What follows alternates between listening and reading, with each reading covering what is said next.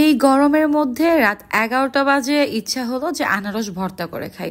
আসসালামু আলাইকুম সবাইকে, আমি নওশিন, ওয়েলকাম সবাইকে আমার একটা আজাইরা ভিডিওতে। আশা করি আল্লাহর রহমতে আপনারা সবাই অনেক ভালো আছেন। রাত 11টা বাজে, বুঝতেছিলাম না সময়টা কিভাবে পার করব।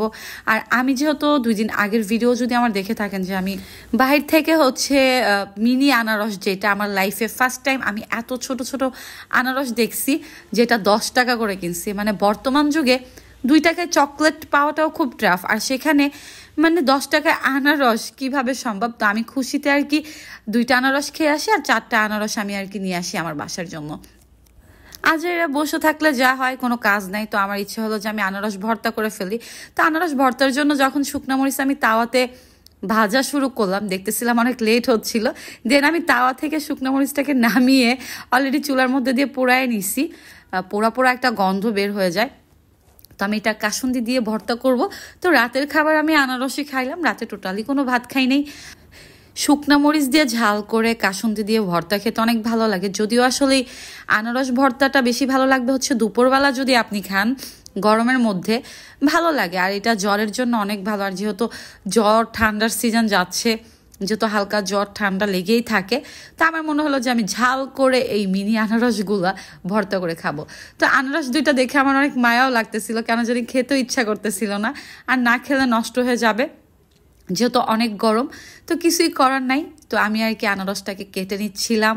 আর আনারসের যে গাছটা নাকি যে মাথার যে সবুজ পাতা, এটা থেকেই হয়। তো আমি আসলে কখনো আনারস বাগান দেখি নাই, যা দেখছি ইউটিউবে টিউটোরিয়ালেই দেখছি। তো আনারসকে আমি কেটে নিচ্ছিলাম সুন্দরভাবে।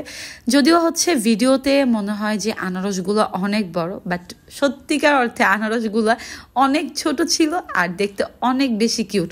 কে কিভাবে আনারস ভর্তা করে খান আমার জানা নাই, বাট আমি আসলে এইভাবেই খাই।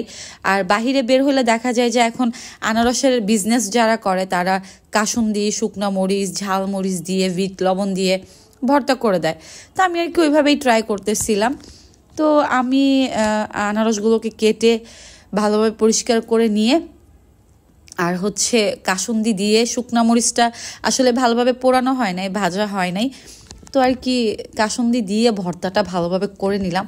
আর ভর্তা করার সময় কাসুন্দির যে একটা ফ্লেভার চলে আসে, ওইটা নাকে গেলে অন্যরকম লাগে, অলরেডি খেতে ইচ্ছা করে। তো দুপুরবেলা আসলে এই খাবারগুলো ভালো লাগে। আর এই আনারস একদমই টক ছিল না, মিষ্টি ছিল, পাকা ছিল। অনেক সময় হয় কি, বড় আনারসের মধ্যেও খেতে গেলে গলা ধরে, তারপর একটু কেমন জানি কষ্ট টাইপের লাগে, বাট এই আনারসগুলো অনেক বেশি মজা ছিল।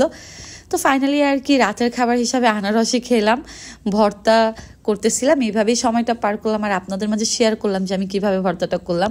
আমার শুকনো মরিচ টোটালি ভাজা হয়নি।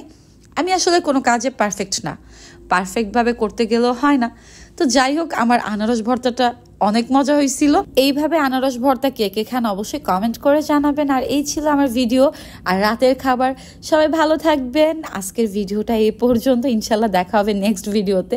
আর আমি অনেক মজা করে আনারস ভর্তা করে খাচ্ছিলাম, আর ঘড়িতে সময় দেখতেছিলাম। আমার ঘড়ির টাইমটা একদমই ঠিক নাই, ফোনে টাইম দেখি যে 11টা সাড়ে 11টার মতো বাজে। তো আজকের ভিডিওটা এই পর্যন্ত, সবাই ভালো থাকবেন। আর আমার অনেক ঝাল লেগে গেছে, ঝাল লাগলেও আমার কাছে খুব ভালো লাগছে আনারস ভর্তাটা।